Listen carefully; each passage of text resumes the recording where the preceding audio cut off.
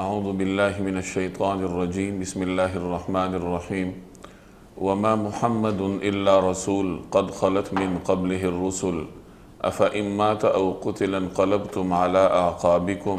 ومن ينقلب على عقبيه فلن يضر الله شيئا وسيجزي الله الشاكرين۔ وما محمد الا رسول، اور محمد صلی اللہ علیہ وسلم ایک رسول ہی تو ہیں، قد خلت من قبلہ الرسل، ان سے پہلے بہت سے رسول گزر چکے ہیں، افإن ماتا، بھلا اگر ان کا انتقال ہو جائے، او قتلا، یا انہیں قتل کر دیا جائے، انقلبتم علی اعقابکم، تو کیا تم الٹے پاؤں پھر جاؤ گے، ومن ينقلب علی عقبیہ، اور جو کوئی الٹے پاؤں پھیرے گا، فلن یضر اللہ شیئا، وہ اللہ کو ہرگز کوئی نقصان نہیں پہنچا سکتا، وسیجزی اللہ الشاکرین، اور جو شکر گزار بندے ہیں اللہ ان کو ثواب دے گا۔ گزشتہ آیات میں غزوہ احد کے حوالے سے مسلمانوں کو کچھ ہدایات دی جا رہی تھی، ان آیات میں بھی اسی مضمون کا تسلسل ہے۔ غزوہ احد کے مختلف واقعات کی طرف اشارہ کر کے اللہ تبارک و تعالی مسلمانوں کو مختلف ہدایات دے رہا ہے۔ غزوہ احد میں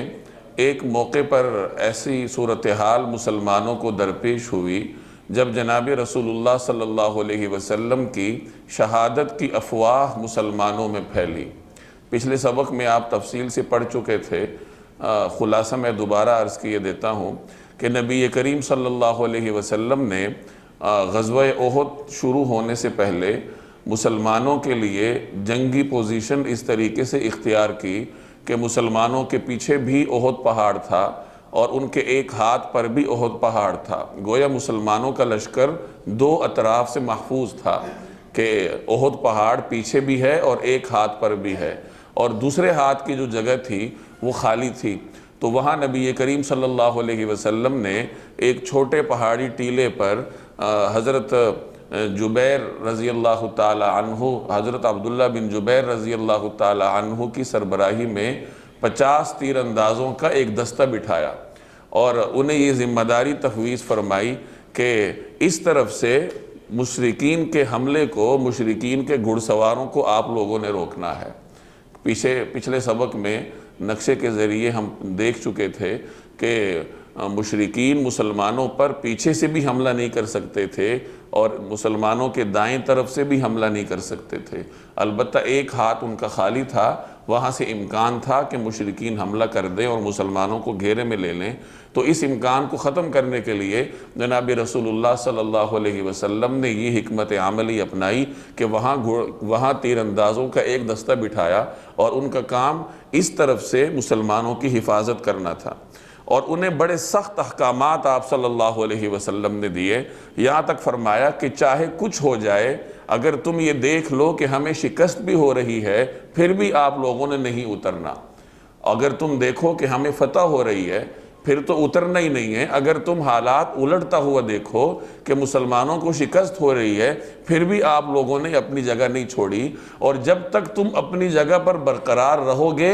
مسلمان فتح یاب رہیں گے۔ یعنی تمہاری پوزیشن کے اوپر لشکر کا دار و مدار ہے کہ تم لوگ اپنی جگہوں پر برقرار رہو تو اللہ تعالیٰ مسلمانوں کو فتح یاب کرے گا۔ اتنے سخت احکامات آپ صلی اللہ علیہ وسلم نے اس تیر انداز دستے کو دیے۔ اب جب جنگ شروع ہوئی تو اللہ تبارک و تعالیٰ کا مسلمانوں کے ساتھ نصرت کا وعدہ ہوتا ہے، تو اللہ جل جلالہ نے اسی وعدے کو پورا کرتے ہوئے مسلمانوں کو فتح عطا فرمائی، اور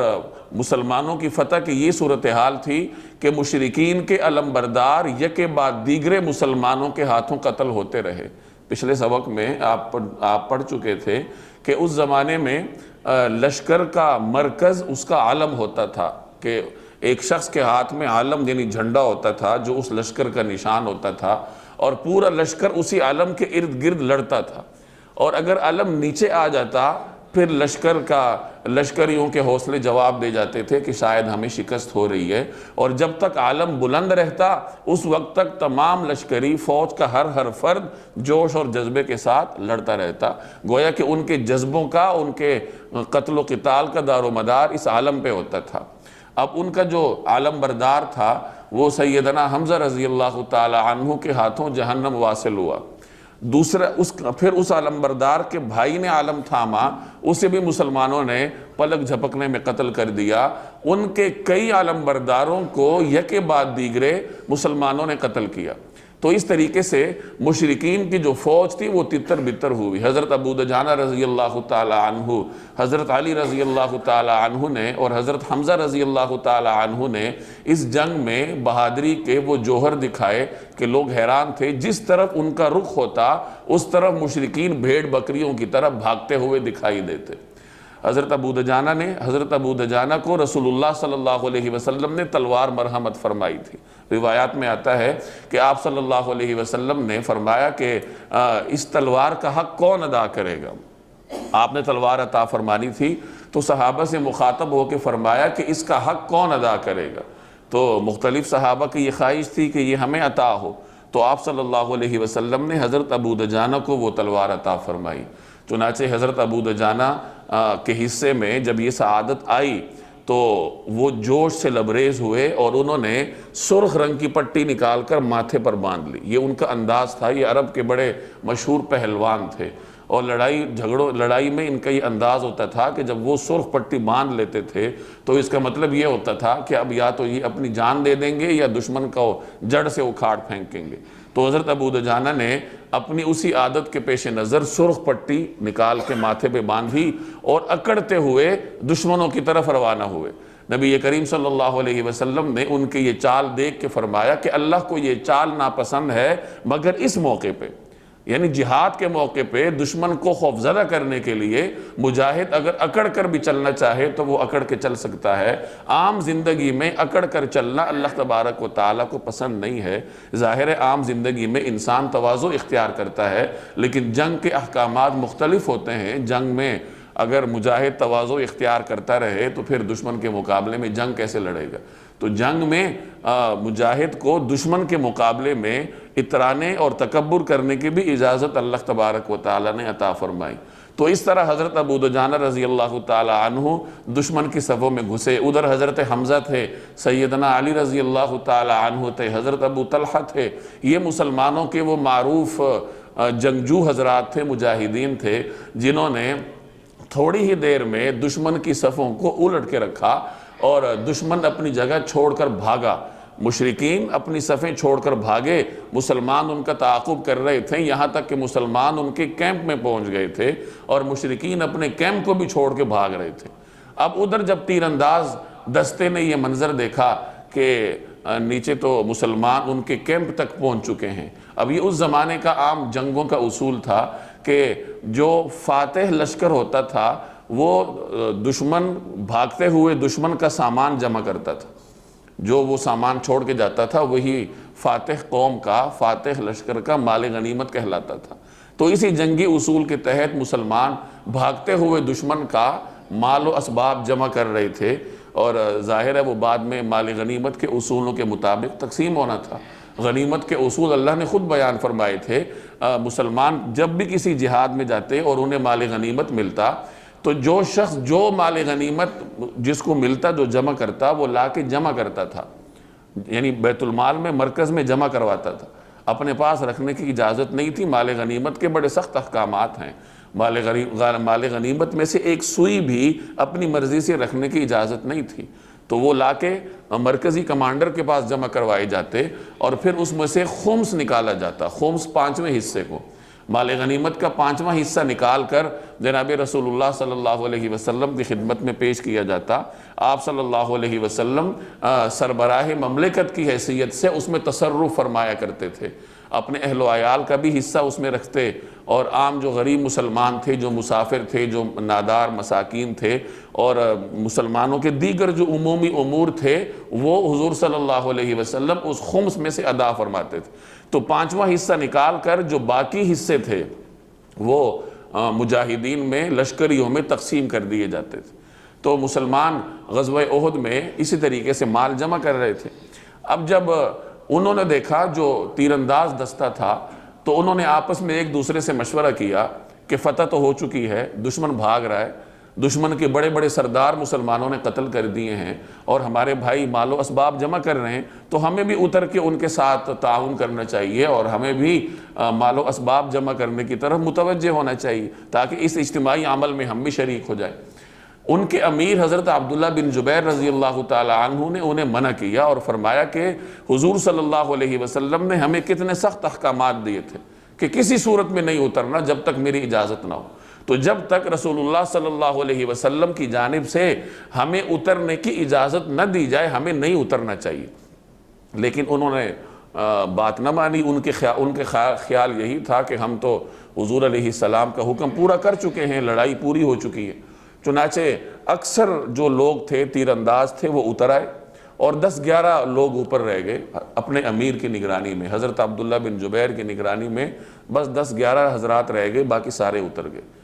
ادھر بھاگتے ہوئے مشرکین کا لشکر تھا، جن کا ایک حصہ خالد بن ولید اور اکرمہ بن ابی جہل کی سرکردگی میں گھڑ سواروں کا ایک دستہ وہ اسی درے پہ، اس پہاڑی ٹیلے پہ نظر رکھے ہوئے تھا کہ تیر اندازوں کی پوزیشن کو دیکھتے ہوئے ہمیں کوئی اقدام کرنا چاہیے۔ اب جیسے ہی خالد بن ولید نے دیکھا کہ وہ تو اکثر اتر گئے، 10-11 رہ گئے جن کو زیر کرنا آسان ہے، تو انہوں نے اپنا گھڑ سوار دستہ لے کر ان تیر اندازوں پر یکبارگی حملہ کیا۔ اب 10-11 تیر انداز رہ گئے تھے، وہ مشرکین کے گھڑ سوار دستے کا کیا مقابلہ کرتے، چنانچہ انہوں نے لڑائی لڑی اور سارے شہید ہو گئے۔ تو اس طریقے سے خالد بن ولید اپنے دستے کو ساتھ لے کر مسلمانوں پر پشت کی جانب سے حملہ آور ہوئے۔ یہ وہی خطرہ تھا جس کے پیش نظر آپ صلی اللہ علیہ وسلم نے اس دستے کو بٹھایا تھا، اور جب تک یہ دستہ بیٹھا رہا مشرکین مسلمانوں کی پشت پر سے حملہ آور نہ ہو سکے، اور جیسے ہی اس دستے نے اپنی جگہ چھوڑی اور بقیہ ماندہ شہید ہوئے تو مشرکین کا گھڑ سوار دستہ مسلمانوں پر پیچھے سے حملہ آور ہوا۔ اب جب یہ گھڑ سوار دستہ پیچھے سے حملہ آور ہوا اور ادھر جو مشرکین بھاگ رہے تھے انہوں نے جب دیکھا کہ ہمارا ایک دستہ پشت پہ جا چکا ہے تو ان کا بھی حوصلہ جوان ہو گیا، وہ بھی پلٹ کر مسلمانوں پہ حملہ آور ہوئے۔ اب اس طرح مسلمان دو طرف سے دشمن کے حملے میں پھنس گئے، پیچھے سے خالد بن ولید اپنے دستے کے ہمراہ مسلمانوں پہ حملہ آور تھے، اور ادھر سے بھاگتے ہوئے مشرک بھی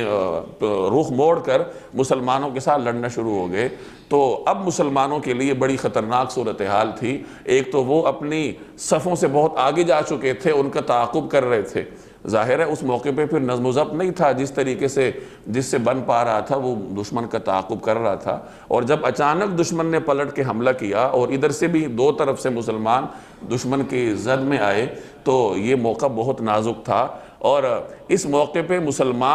کچھ مسلمان ایسے تھے جو دشمن کے اس اچانک دباؤ کا سامنا نہ کر سکے اور ان کے پاؤں میدان جنگ سے اکھڑ گئے۔ کچھ احد کا پہاڑ تھا، کچھ جا کے اس پہ چڑھ گئے اور کچھ مدینہ منورہ کی طرف چلے گئے،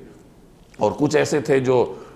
دشمن سے دو ہاتھ کر رہے تھے اور اپنے دفاع کی کوشش کر رہے تھے۔ لیکن بڑے شدید حالات سے، اس اچانک صورتحال کی وجہ سے مسلمان شدید حالات سے دوچار ہوئے، اور دونوں طرف سے ان کے اوپر دشمن کا دباؤ تھا۔ اور ایک خطرناک موقع ایسا بھی آیا جب مسلمانوں کی تلواریں مسلمانوں ہی سے ٹکرا گئی، چونکہ بھگدڑ مچ چکی تھی، مسلمانوں کی صفیں تو ٹوٹی ہوئی تھی۔ تو ایسے موقع پہ بعض مسلمانوں نے غلط فہمی میں اپنے ہی مسلمانوں پہ حملہ کیا۔ حضرت حذیفہ رضی اللہ تعالی عنہ کے والد حضرت یمان رضی اللہ تعالی عنہ تھے، ان پر چند مسلمانوں نے حملہ کیا۔ حضرت حذیفہ پکار رہے تھے کہ یہ میرے والد ہیں، لیکن جنگ میں کان پڑی آواز سنائی نہیں دے رہی تھی، تو حضرت یمان رضی اللہ تعالی عنہ اپنے ہی مسلمان بھائیوں کے ہاتھ شہید ہوئے، اور حضرت حذیفہ نے بڑے دردناک انداز سے پھر کہا کہ مسلمانوں اللہ تمہیں معاف کرے، یعنی تم کیا کر بیٹھے ہو، میرے والد کو تم لوگوں نے شہید کر دیا۔ تو بہرحال اس موقع پہ جناب رسول اللہ صلی اللہ علیہ وسلم کے ساتھ صرف 9 صحابہ رہ گئے تھے، چونکہ تمام مسلمان دشمن کا پیچھا کر رہے تھے۔ آپ صلی اللہ علیہ وسلم لشکر کے عقب پہ تھے، اور چند حضرات آپ کے ساتھ تھے جب خالد بن ولید نے پشت پر سے حملہ کیا۔ ان 9 میں سے مفسرین سیرت نگار کہتے ہیں کہ 7 انصاری تھے اور 2 قریش صحابہ تھے۔ اب اس خطرناک صورتحال میں بھی جب مسلمان انتہائی دباؤ کا شکار تھے تو سیرت نگار کہتے ہیں کہ جناب نبی کریم صلی اللہ علیہ وسلم ایک کوہ عظیمت کی طرح اپنی جگہ پہ ڈٹے ہوئے تھے، اور آپ یہی جملہ ارشاد فرما رہے تھے، الی عباد اللہ، الی عباد اللہ، کہ اے اللہ کے بندو اس طرف، اے اللہ کے بندو میری طرف، یعنی اس طرف متوجہ ہو جاؤ تاکہ ہم یہاں پہ اکٹھے ہو جائیں۔ تو اس طرح بعد میں پھر صحابہ کرام حضور صلی اللہ علیہ وسلم کے پاس آئے، لیکن اس نازک موقع پہ ایک موقع ایسا آیا جب حضور صلی اللہ علیہ وسلم کی شہادت کی افواہ گرم ہوئی۔ وہ اس طریقے سے کہ مسلمانوں کا عالم حضرت مصعب بن عمیر رضی اللہ تعالی عنہ کے پاس تھا، اور حضرت مصعب رضی اللہ تعالی عنہ نبی کریم صلی اللہ علیہ وسلم کے ہم شکل تھے۔ تو دشمن کا ایک مشرکین کا ایک جنگجو تھا ابن قمیہ، اس نے حضرت مصعب بن عمیر رضی اللہ تعالی عنہ کو شہید کیا، اور پھر اس نے یہ پکار لگائی، آواز لگائی کہ العیاذ باللہ میں نے محمد صلی اللہ علیہ وسلم کو شہید کر دیا۔ اور بعض روایات میں آتا ہے کہ شیطان نے ہی میدان احد میں یہ پکار لگائی، اس نے یہ آواز لگائی کہ رسول اللہ صلی اللہ علیہ وسلم شہید ہوئے۔ اب جب یہ آواز مسلمانوں کے کان میں پڑی تو ان کے اوسان خطا ہو گئے، اور اب اس موقع پہ مسلمانوں کے لشکر میں مختلف لوگ تھے، اس میں وہ لوگ بھی تھے جو اولو العزم مسلمان تھے، جیسے حضرت علی ہیں، حضرت ابو بکر ہیں، حضرت عمر ہیں، حضرت حمزہ رضی اللہ تعالیٰ عنہ، ابو دجانہ ہیں، حضرت ابو طلحہ ہیں۔ یہ مسلمانوں کے بڑے اولو العزم قسم کے صحابہ تھے، اور جو میدان جنگ میں لڑائی بھیرائی میں مہارت رکھتے تھے۔ کچھ حضرات یہ تھے، کچھ حضرات وہ مسلمان تھے جو نسبتاً کمزور تھے، خواہ وہ ایمان میں کمزور تھے یا چاہے انہیں لڑائی کے فنون سے اتنی آگاہی نہیں تھی، اور کچھ منافقین بھی اس موقع پہ مسلمانوں کے لشکر میں تھے۔ ویسے تو منافقین عبداللہ بن ابی کے ساتھ الگ ہو چکے تھے، لیکن کچھ ایسے تھے جو مسلمانوں کی فوج میں باقی رہ گئے تھے۔ اب جس وقت شیطان نے یا ابن قمیہ نے یہ افواہ اڑائی اور یہ خبر پھیلی کہ رسول اللہ صلی اللہ علیہ وسلم اس دنیا میں نہ رہے، اب مسلمانوں کا طرز عمل مختلف تھا۔ کچھ مسلمان کہنے لگے کہ جب حضور صلی اللہ علیہ وسلم اس دنیا میں نہ رہے تو ہمارا لڑنے کا فائدہ کیا ہے؟ اور مسلمانوں میں سے کچھ لوگ ایسے تھے جو یہ کہنے لگے کہ ہمیں عبداللہ بن ابی سے رابطہ کر کے ابو سفیان سے امان حاصل کر لینی چاہیے۔ عبداللہ بن ابی جو خزرج کا سردار تھا، جو رئیس المنافقین تھا، جو مسلمانوں سے اس نازک موقع پہ الگ ہو چکا تھا، تو کچھ لوگوں کا یہ خیال ہوا کہ اس سے رابطہ کر کے کہنا چاہیے کہ تم ابو سفیان سے مذاکرات کر لو تاکہ ہمیں جان کی امان مل جائے اور ہمارا جان اور مال محفوظ ہو جائے۔ اور کچھ ایسے بھی تھے جو یہ کہنے لگے کہ ہمیں سابقہ دین کی طرف لوٹ جانا چاہیے۔ منافقین تھے، انہیں موقع مل گیا تھا، تو وہ یہ کہنے لگے کہ ہمیں پچھلے دین کی طرف لوٹ جانا چاہیے، اگر یہ دین برحق ہوتا تو ہمیں ان حالات کا سامنا کیوں کرنا پڑتا۔ تو ایسے موقع کے لیے اللہ تبارک و تعالیٰ نے پھر یہ آیت نازل کی جس میں مسلمانوں کو یہ تلقین فرمائی کہ تمہارا ایمان اللہ تبارک و تعالیٰ پر ہے، جناب رسول اللہ صلی اللہ علیہ وسلم اللہ کے رسول ہیں، اور آپ سے پہلے بھی اللہ کے رسول گزر چکے ہیں، اور رسول کا کام ایک مقررہ وقت تک اللہ کا پیغام پہنچانا ہے۔ اپنا مقرر وقت رسول دنیا میں گزار کے اللہ کے حضور پیش ہو جاتا ہے۔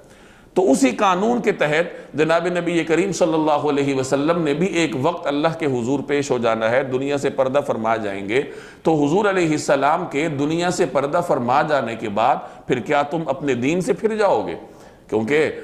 تمہارا ایمان تو اللہ پر ہے، حضور صلی اللہ علیہ وسلم کو بھی اللہ نے بھیجا ہے، اور اللہ تو حی ہے، اللہ تو زندہ و جاوید ہے، اس پر تو موت نہیں آنی۔ اس لیے اللہ جل جلالہ پر اپنا ایمان مضبوط رکھو اور دین کے دائرے میں رہو۔ تو اس موقع کے لیے اللہ تبارک و تعالیٰ نے یہ آیت نازل فرمائی، وَمَا مُحَمَّدٌ إِلَّا رَسُولٌ، اور محمد صلی اللہ علیہ وسلم ایک رسول ہی تو ہیں، یعنی جناب رسول اللہ صلی اللہ علیہ وسلم کی حیثیت اللہ تبارک و تعالیٰ کی رسول ہونے کی ہے۔ آپ صلی اللہ علیہ وسلم اللہ کے حبیب ہیں، امام الانبیاء ہیں، آپ کے تمام مقامات اور تمام فضیلتیں لوگوں کو معلوم ہیں، لیکن ان تمام فضیلتوں کے باوجود آپ صلی اللہ علیہ وسلم ہمیشہ دنیا میں رہنے والے نہیں ہیں، بلکہ دنیا میں اپنا مقررہ وقت گزار کے فریضہ تبلیغ ادا فرمانے کے بعد اللہ جل جلالہ کے حضور پیش ہو جائیں گے، دنیا سے پردہ فرما جائیں گے۔ افَإِن مَاتَ،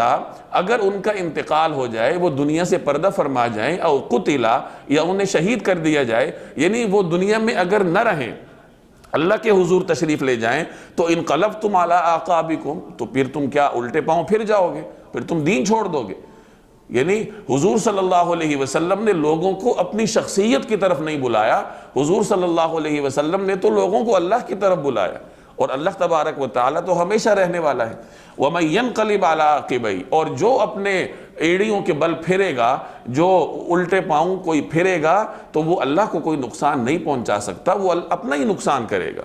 یعنی اگر پیغمبر کے دنیا میں نہ ہونے کی وجہ سے کوئی شخص دین چھوڑ دیتا ہے، دین سے پیچھے ہٹ جاتا ہے، تو وہ ظاہر ہے کہ اللہ کا تو کوئی نقصان نہیں کرے گا، اپنا ہی نقصان کرے گا کہ وہ مرتد شمار ہوگا، اور اس کے ساتھ پھر اللہ تبارک و تعالیٰ کا سلوک اہل ایمان کی بجائے اہل ارتداد والوں کی طرح ہوگا، تو اپنا ہی نقصان کرے گا۔ ہاں وَسَيَجْزِي اللَّهُ الشَّاكِرِينَ، البتہ جو شکر گزار بندے ہیں اللہ ان کو ثواب دے گا۔ یہاں شاکرین سے مراد ثابت قدم ہے، کہ جو دین پر ثابت قدم رہیں۔ یعنی کچھ لوگ تو ایسے ہوں گے جو ایسے مشکل حالات میں دین سے پھر جائیں گے، تو ان کے ساتھ اللہ کا طرز عمل بدل جائے گا، ان کے ساتھ منکرین کا رویہ اختیار رکھا جائے گا، اور جو اس خطرناک موقع پر بھی ثابت قدم رہے تو اللہ تبارک و تعالیٰ ایسے ثابت قدم کو بھرپور جزا دے گا۔ یہ آیت حضرت ابوبکر صدیق رضی اللہ تعالیٰ عنہ نے اس موقع پر بھی پڑھی جب جناب رسول اللہ صلی اللہ علیہ وسلم اس دنیا سے پردہ فرما گئے۔ جب آپ صلی اللہ علیہ وسلم اس دنیا سے پردہ فرما گئے، آپ کو معلوم ہے کہ حضرت عمر رضی اللہ تعالی عنہ اور بہت سارے صحابہ اس سانحے کو قبول نہیں کر پا رہے تھے۔ حضرت عمر رضی اللہ تعالی عنہ فرما رہے تھے کہ ابھی تو منافقین کا معاملہ باقی ہے، حضور صلی اللہ علیہ وسلم ان کا فیصلہ فرمائیں گے، اور جب تک منافقین کا معاملہ صاف نہ ہو آپ صلی اللہ علیہ وسلم دنیا سے پردہ کیسے فرما سکتے ہیں؟ تو حضرت عمر کا نقطہ نظر یہ تھا کہ جس طرح حضرت موسیٰ اللہ سے ملاقات کے لیے گئے تھے، اسی طرح حضور صلی اللہ علیہ وسلم بھی اللہ سے ملاقات کے لیے گئے ہیں۔ آپ نے مستقل اب دنیا سے پردہ نہیں فرمایا، واپس تشریف لائیں گے اور منافقین کا قضیہ جو ہے وہ نمٹائیں گے۔ اور جس کسی نے اگر نبی کریم صلی اللہ علیہ وسلم کے پردہ فرما جانے کے حوالے سے کوئی بات کی تو میں اس کی گردن اتار دوں۔ حضرت عمر ننگی تلوار لیے مسجد نبوی میں یہ بات کر رہے تھے، اور بہت سارے صحابہ تھے جن کے حواس گم ہو چکے تھے۔ ایسے حالات میں حضرت ابوبکر صدیق رضی اللہ تعالی عنہ آئے۔ اس وقت حضرت ابوبکر صدیق رضی اللہ تعالی عنہ کی ایک اہلیہ محترمہ کچھ مدینہ کے کچھ مضافات میں رہتی تھی، اور وہاں سے مسجد نبوی تک اس زمانے میں 1 میل کا فاصلہ تھا۔ تو جب انہیں خبر پہنچی اور یہاں آنے میں کچھ تاخیر ہوئی، اور وہ جیسی ہی حضور صلی اللہ علیہ وسلم کی خدمت میں حاضر ہوئے، حضرت عائشہ سے رضی اللہ تعالی عنہ کے حجرے میں گئے اور نبی کریم صلی اللہ علیہ وسلم کے ماتھے مبارک پر بوسہ دیا اور باہر تشریف لائے، اور حضرت عمر باہر کھڑے تھے، لوگوں کو کہہ رہے تھے کہ خبردار جو کسی نے آپ صلی اللہ علیہ وسلم کے دنیا سے رخصت ہو جانے کے بارے میں کچھ کہا، تو حضرت ابوبکر نے ان کو خاموش کروایا اور خود مسلمانوں کو جمع کر کے ابوبکر صدیق نے خطبہ دیا، اور اس موقع پر یہ آیت پڑھی، وَمَا مُحَمَّدٌ إِلَّا رَسُولٌ قَدْ خَلَتْ مِن قَبْلِهِ الرُّسُلُ أَفَإِن مَاتَ أَوْ قُتِلَ انقلبتم عَلَىٰ أَعْقَابِكُمْ وَمَن يَنْقَلِبْ عَلَىٰ عَقِبَيْهِ فَلَن يَضُرَّ اللَّهَ شَيْئًا وَسَيَجْزِي اللَّهُ الشَّاكِرِينَ، کہ نبی کریم صلی اللہ علیہ وسلم اللہ کے رسول ہیں، اور ایک وقت پورا کرنے کے بعد آپ نے اللہ کے دربار میں پیش ہونا ہے، تو کیا تم آپ صلی اللہ علیہ وسلم کے دنیا سے پردہ فرمانے کے بعد اپنے قدموں پر پھر جاؤ گے، دین چھوڑ دو گے؟ حضرت عمر فرماتے ہیں کہ جب میں نے یہ آیت سنی تو مجھے ایسا لگا جیسے یہ ابھی نازل ہو رہی ہے، اور یہ آیت سننے کے بعد پھر ان کے ذہن میں معاملہ صاف ہو گیا کہ آپ صلی اللہ علیہ وسلم نے دنیا سے پردہ فرمانا تھا اور آپ پردہ فرما چکے ہیں۔ تو حضرت عمر کہتے ہیں کہ پھر مجھے یعنی صدمہ اتنا پہنچا کہ میری ٹانگوں نے میرے جسم کا بوجھ اٹھانے سے انکار کیا، اور وہ زمین پر جیسے ڈھہ گئے۔ اس طریقے سے حضرت ابوبکر صدیق رضی اللہ تعالی عنہ نے اس موقع پر یہ آیت پڑھ کر مسلمانوں کے سامنے حقیقت واضح کی تھی کہ رسول اللہ صلی اللہ علیہ وسلم ہمیشہ اس دنیا میں نہیں رہیں گے، بلکہ جیسے اللہ کا قانون ہے، پچھلے انبیاء بھی اس دنیا میں تھے، اپنا وقت پورا کر کے اللہ کے دربار میں حاضر ہو گئے، تو اللہ کے اسی سنت کے مطابق آپ صلی اللہ علیہ وسلم بھی اپنا فریضہ ادا کرنے کے بعد اللہ کے حضور تشریف لے جا چکے ہیں، اور ہمیں اس جدائی کے صدمے کو صبر کے ساتھ برداشت کرنا ہوگا۔ تو اس موقع پہ یہ آیت پڑھ کے حضرت ابوبکر صدیق رضی اللہ تعالی عنہ نے مسلمانوں کے سامنے حقیقت حال واضح فرمائی۔ اس آیت میں ایک حصہ ہے قد خلت من قبلہ الرسل، ان سے پہلے بہت سے رسول گزر چکے۔ اب مسلمانوں کا عقیدہ ہے کہ حضرت عیسیٰ علیہ السلام حیات ہیں اور وہ آخر وقت میں تشریف لائیں گے۔ قادیانیوں کا یہ نقطہ نظر ہے کہ حضرت عیسیٰ علیہ السلام حیات نہیں ہیں اور ان کی جگہ اللہ تعالیٰ نے ان کا جو جھوٹا نبی ہے قادیانی اس کو بھیجا ہے۔ تو وہ جس طریقے سے مختلف آیات کا مضمون بگاڑ کے اپنے مزعومہ عقائد منوانے کی کوشش کرتے ہیں، تو اس سے بھی وہ استدلال کرتے ہیں کہ دیکھو اللہ کہہ رہا ہے کہ سارے رسول گزر چکے ہیں، تو اس کا مطلب یہ ہے کہ حضرت عیسیٰ بھی دنیا میں نہ رہے۔ لیکن ظاہر ہے کہ گزرنے کا مطلب یہاں یہ نہیں ہے کہ تمام انبیاء ہی اپنی زندگی پوری کر کے وفات پا چکے ہیں، بلکہ مطلب یہ ہے کہ اللہ کا ایک عمومی قانون ہے کہ پیغمبر اپنا وقت پورا کرنے کے بعد اللہ کے حضور پیش ہوتا ہے، اور پھر اس سے استثناء بھی ہے کہ حضرت عیسیٰ علیہ السلام دنیا میں انہوں نے جتنا وقت رہنا تھا وہ وقت پورا فرما کے گزر چکے، اب دوبارہ انہوں نے آنا ہے یا نہیں آنا تو یہ آیت اس سے خاموش ہے۔ تو دیگر آیات میں جیسے ہم پیچھے پڑھ چکے ہیں کہ اللہ تبارک و تعالی حضرت عیسیٰ علیہ السلام کو دنیا میں واپس بھیجیں گے، وہ دیگر آیات سے اور احادیث سے اس عقیدے کو ثابت کیا جاتا ہے۔ بہرحال اس آیت کو بنیاد بنا کے یہ نہیں کہا جا سکتا کہ تمام انبیاء ہی اس دنیا سے رخصت ہو چکے ہیں۔ اس آیت کا مقصد بس یہ ہے کہ پیغمبر اپنا وقت پورا کرنے کے بعد اللہ کے دربار میں پیش ہو جاتا ہے۔ وَمَا كَانَ لِنَفْسٍ أَن تَمُوتَ إِلَّا بِإِذْنِ اللَّهِ كِتَابًا مُؤَجَّلًا وَمَن يُرِدْ ثَوَابَ الدُّنْيَا نُؤْتِهِ مِنْهَا وَمَن يُرِدْ ثَوَابَ الْآخِرَةِ نُؤْتِهِ مِنْهَا وَسَنَجْزِي الشَّاكِرِينَ۔ وَمَا كَانَ لِنَفْسٍ أَن تَمُوتَ، اور کسی شخص کے اختیار میں یہ نہیں ہے کہ اسے موت آئے، إِلَّا بِإِذْنِ اللَّهِ، مگر یہ کہ اللہ کے حکم سے، اللہ کے حکم سے موت آتی ہے۔ کتابًا مُؤَجَّلًا، جس کا آنا لکھا ہوا ہے ایک مقررہ وقت پر، کتاباً کا مطلب لکھا ہوا، مؤجلہ اجل سے ہے، مقررہ وقت، اور یہ کسی بھی شخص کے اختیار میں نہیں ہے کہ اسے اللہ کے حکم کے بغیر موت آ جائے، جس کا ایک معین وقت پر آنا لکھا ہوا ہے۔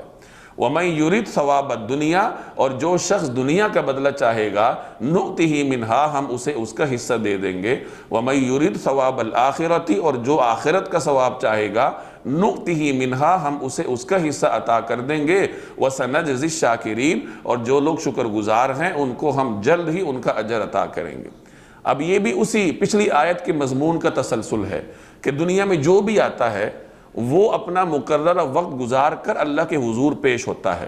اور یہ قانون جہاں عام لوگوں کے لیے ہے وہاں یہ قانون برگزیدہ شخصیات کے لیے بھی ہے، اولیاء اللہ کے لیے بھی ہے، صحابہ کرام کے لیے بھی ہے، انبیاء علیہم السلام کے لیے بھی ہے کہ انہوں نے اپنا مقررہ وقت پورا کر کے اللہ کے دربار میں پیش ہونا ہے۔ تو فرمایا کہ اللہ کے حکم کے ساتھ موت آتی ہے، اور کب آتی ہے؟ جب انسان اپنا وقت پورا کر لیتا ہے۔ وقت پورا کیے بغیر، اللہ کی حکم کے بغیر کسی شخص کو موت بھی نہیں آتی۔ گویا انسان نہ اپنی مرضی سے دنیا میں آ سکتا ہے اور نہ اپنی مرضی سے دنیا سے جا سکتا ہے۔ انسان کا دنیا میں آنا بھی اللہ کے حکم کے ماتحت ہے، اور انسان کا دنیا سے جانا بھی اللہ کے فیصلوں کا نتیجہ ہے۔ اپنی مرضی سے انسان کچھ نہیں کر سکتا۔ تو فرمایا کہ کسی شخص کے اختیار میں نہیں ہے کہ اسے اللہ کے حکم کے بغیر موت آ جائے۔ کون سی موت؟ جس کا ایک معین وقت پر آنا لکھا ہوا ہے، وہ اسی وقت آئے گی اور اللہ کی اجازت سے آئے گی۔ اور جو آدمی دنیا کا بدلہ چاہے گا ہم اسے دنیا دے دیں گے، جو آخرت چاہے گا ہم اسے آخرت دے دیں گے۔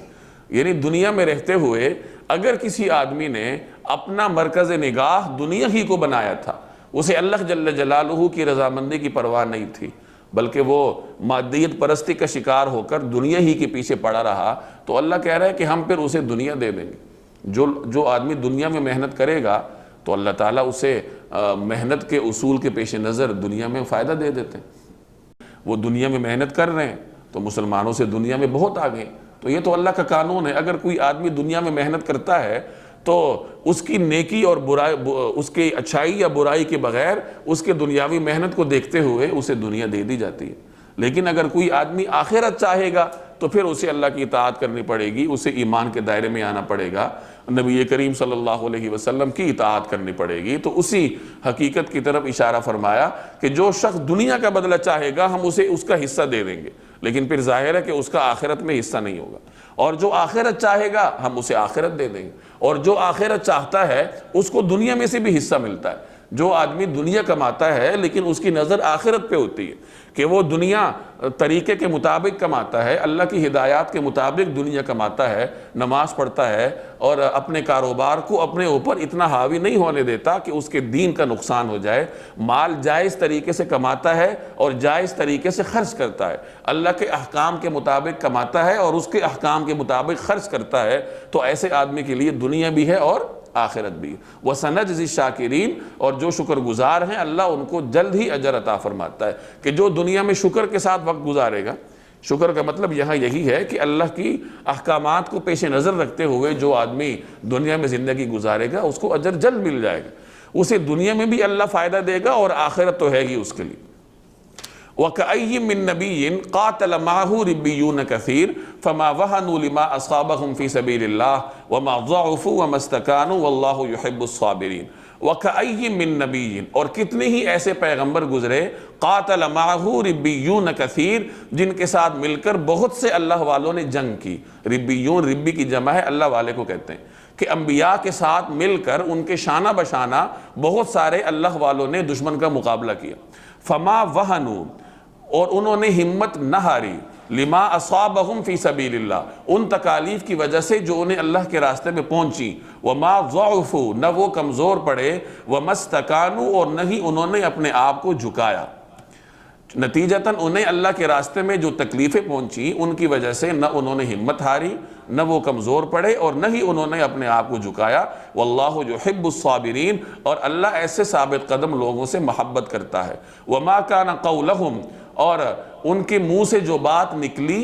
وہ نہیں تھی الا مگر یہ، ان قالوا، انہوں نے یہی کہا، ربنا اغفر لنا، اے ہمارے رب ہماری مغفرت فرما، ذنوبنا، ہمارے گناہوں کی، واسرافنا فی امرنا، اور ہمارے معاملات میں جو ہم سے اسراف یعنی زیادتی ہوئی ہے وہ معاف فرما، وثبت اقدامنا، اور ہمیں ثابت قدمی عطا فرما، وانصرنا علی القوم الکافرین، اور کافر لوگوں کے مقابلے میں ہمیں فتح عطا فرما دے۔ ان کے منہ سے جو بات نکلی وہ اس کے سوا نہیں تھی کہ وہ کہہ رہے تھے کہ ہمارے پروردگار ہمارے گناہوں کو بھی اور ہم سے اپنے کاموں میں جو زیادتی ہوئی ہو اس کو بھی معاف فرما دے، ہمیں ثابت قدمی بخش دے، اور کافر لوگوں کے مقابلے میں ہمیں فتح عطا فرما دے۔ فآتاہم اللہ ثواب الدنیا، چنانچہ اللہ نے انہیں دنیا کا بھی انعام دیا، وحسن ثواب الآخرہ، اور آخرت کا بھی بہترین ثواب دیا۔ واللہ یحب المحسنین، اور اللہ ایسے نیک لوگوں سے محبت کرتا ہے۔ یہ بھی اسی سابقہ مضمون کا تسلسل ہے کہ مسلمانوں کو تسلی دی جا رہی ہے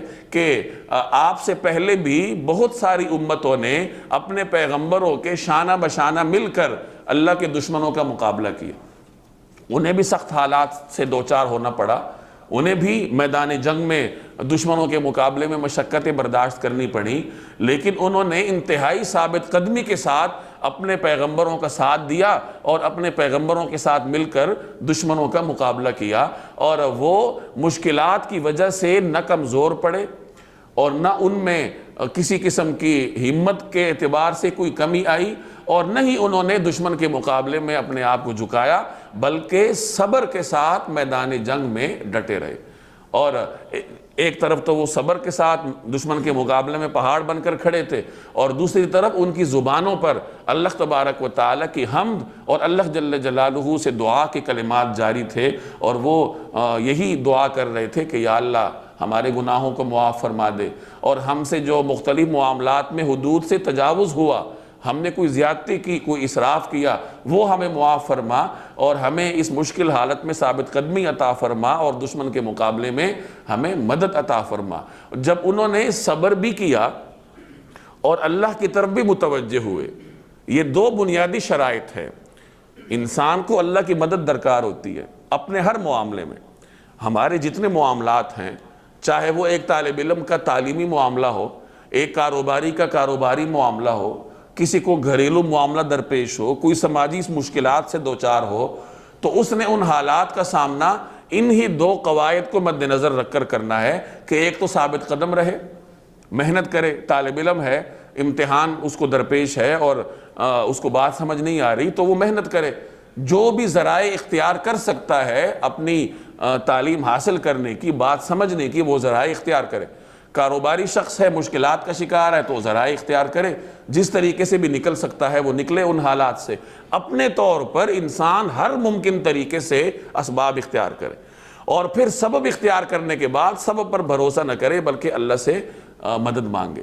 اور اللہ تبارک و تعالیٰ سے پہلے اپنے گناہوں کی معافی مانگے، کیونکہ ظاہر ہے کہ عام طور پر مشکل حالات انسان پر اپنے گناہوں کی وجہ سے آتے ہیں۔ قرآن کریم بار بار ہمیں کہتا ہے کہ جو بھی تم مشکلات کا شکار ہوتے ہو وہ تمہارے گناہوں کی وجہ سے ہوتا ہے۔ تو انسان اسباب اختیار کرنے کے بعد اگلے مرحلے پر یہ تصور رکھے کہ جن مشکل حالات کا میں شکار ہوں یہ میرے اپنے گناہوں کی وجہ سے ہے، لہٰذا وہ اللہ سے گناہوں کی معافی مانگے، اور اس مشکل حالت میں ثابت قدمی کی دعا مانگے کہ یا اللہ مجھے اس مشکل میں ثابت قدمی عطا فرما اور مجھے ان حالات سے نکال دے۔ جب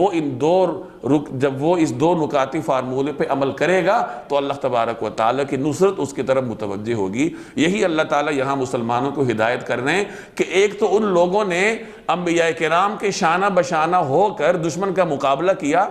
کمزوری نہیں دکھائی، ان کی ہمتیں کمزور نہیں پڑیں، اور نہ ہی انہوں نے اپنے آپ کو جھکایا بلکہ صبر کے ساتھ میدان جنگ میں ڈٹے رہے، یعنی انہوں نے تمام ذرائع اختیار کیے جو ان کے بس میں تھے۔ اور دوسرے نمبر پر اپنے ان ذرائع پر ان کو گھمنڈ نہیں تھا بلکہ ان کی نگاہ اللہ کی جانب تھی، اور وہ اللہ سے اپنے گناہوں کی بھی معافی مانگ رہے تھے، اپنے حدود سے تجاوز کی بھی معافی مانگ رہے تھے، اور ثابت قدمی اللہ سے طلب کر رہے تھے۔ جب انہوں نے ان دونوں باتوں پہ عمل کیا تو اللہ کی جانب سے نصرت بھی پھر اتری، اور فَآتَاهُمُ اللَّهُ ثَوَابَ الدُّنْيَا، اللہ نے انہیں دنیا کے بھی انعام دی۔ دنیا کا انعام دینے کا مطلب کہ جو دنیاوی مشکلات سے انسان دوچار ہوتا ہے اللہ جل جلالہ وہ مشکلات ختم فرما دیتا ہے، وَحُسْنَ ثَوَابِ الْآخِرَةِ، اور آخرت کا بہترین ثواب بھی۔ اب یہاں آخرت کے ساتھ اللہ نے حسن، بہترین کا لفظ لگایا، گویا کہ جو آخرت کا اجر ہوتا ہے وہ بہترین ہوتا ہے۔ دنیا میں بھی ثواب دیا ان کو، دنیا میں بھی انہیں بدلہ دیا، اور آخرت میں بھی اللہ انہیں بدلہ دے گا، لیکن جو آخرت کا بدلہ ہے وہ بہترین ہوتا ہے، کیونکہ جو دنیا کا بدلہ ہے وہ عارضی ہے۔ دنیا میں آپ مشکل سے نکلے ہیں تو وہ دنیا کی ہر چیز دنیا کی طرف فانی ہے، لیکن جو آخرت کا آپ کو اللہ اجر دے گا وہ لا فانی اور ابدی ہے، اور آخرت کا اجر ہی بہترین اجر ہے۔ اس کا مطلب یہ ہوا کہ مومن اپنی دنیاوی مشکلات میں بھی اللہ کی جانب سے نیکیاں کمانے کا موقع اس کے پاس ہوتا ہے، کہ دنیاوی مشکل کا شکار ہے تو اس مشکل سے نکلنے کے لیے اگر وہ یہ طریقہ اختیار کرے گا کہ اسباب بھی اختیار کرے اور اللہ کی جانب نگاہ بھی رکھے، تو اللہ تعالیٰ اسے اس دنیاوی پھل دینے کے ساتھ ساتھ آخرت کا بھی ثواب عطا کرے گا۔ گویا مشکل آپ پر کاروباری آئی ہے، مشکل آپ پر دنیاوی آئی ہے، اب وہ دنیاوی مشکل آپ کے لیے نعمت اس طرح بن سکتی ہے کہ اس مشکل سے نکلنے کا آپ طریقہ وہ اختیار کریں جو اللہ نے بتایا۔ جب اللہ کے بتائے ہوئے طریقے کے مطابق اس مشکل کا مقابلہ کریں گے تو جہاں اس مشکل نے حل ہونا ہے وہاں وہ مشکل آپ کے لیے آخرت میں بھی ثواب کا سبب بنے گی۔ آپ اندازہ لگائیے کہ اللہ انسان پر کتنا رحیم ہے کہ مشکل آپ پر دنیاوی ہے، اور جب آپ اس دنیاوی مشکل کا سامنا اس طریقے سے کریں گے تو وہ آپ کے لیے آخرت کے اعتبار سے ایک رحمت بن جائے گی کہ وہ آپ کو آخرت کے اعتبار سے نیکیاں دے گی۔ کاروباری مشکل ہے، گھریلو مشکل ہے، طالب علم کو پڑھائی کے حوالے سے مشکل کا سامنا ہے، انسان اپنے روزمرہ زندگی میں بے شمار مشکلات سے گزرتا ہے، چاہے وہ چھوٹی ہو یا بڑی ہو۔ کوئی بھی انسان یہ دعویٰ نہیں کر سکتا کہ میں کسی مشکل کا شکار نہیں ہوں۔ کاروباری طور پر خوشحال ہوگا تو گھر سے پریشان ہوگا،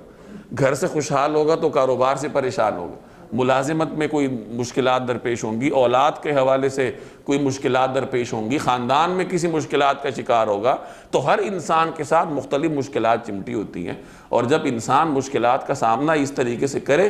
تو اللہ تبارک و تعالیٰ اس مشکل کو اس کے لیے آخرت کے اجر و ثواب کا سبب بنا دیتے۔ تو معلوم ہوا کہ جب مسلمان اللہ جل جلالہ کی طرف اپنی توجہ رکھتا ہے، اپنی نگاہ رکھتا ہے، تو اللہ تعالیٰ ہر وقت اس کے ساتھ ہوتا ہے۔ ظاہری طور پر دنیا میں آدمی سمجھتا ہے کہ شاید میرا بہت نقصان ہوا، لیکن وہ اس کا نقصان نہیں ہوتا، بلکہ وہ نقصان اس کے لیے آخرت میں اجر و ثواب کا سبب بن جاتا ہے، بشرطے کہ اسے اللہ تبارک و تعالیٰ کی معرفت حاصل ہو۔ تو یہ جو غزوہ احد کی جتنی بھی آیات آپ پڑھ رہے ہیں، آپ ان آیات کو پڑھنے کے ساتھ ساتھ ایک تو غزوہ احد کا منظر اپنے سامنے رکھیں، اور دوسرے نمبر پر ان آیات سے جو آپ کو بنیادی سبق ملے گا وہ یہی ہے کہ ان مسلمان دنیاوی مشکلات سے کس طرح نکل سکتا ہے۔ احد کا جو معرکہ تھا وہ صحابہ کرام کی زندگیوں کا سب سے خطرناک معرکہ تھا، اس میں مسلمانوں کو بڑے نقصان کا سامنا کرنا پڑا۔ آپ دور رسالت کی تمام غزوات کو دیکھ لیجئے، جتنا نقصان مسلمانوں کو احد میں اٹھانا پڑا کسی غزوے میں نہیں اٹھانا پڑا۔ بڑے بڑے صحابہ شہید ہوئے، حضرت حمزہ جیسے صحابی حضور صلی اللہ علیہ وسلم کے چچا اسی غزوہ احد میں شہید ہوئے، اور ان کی شہادت کی وجہ سے نبی کریم صلی اللہ علیہ وسلم کو جو صدمہ پہنچا تھا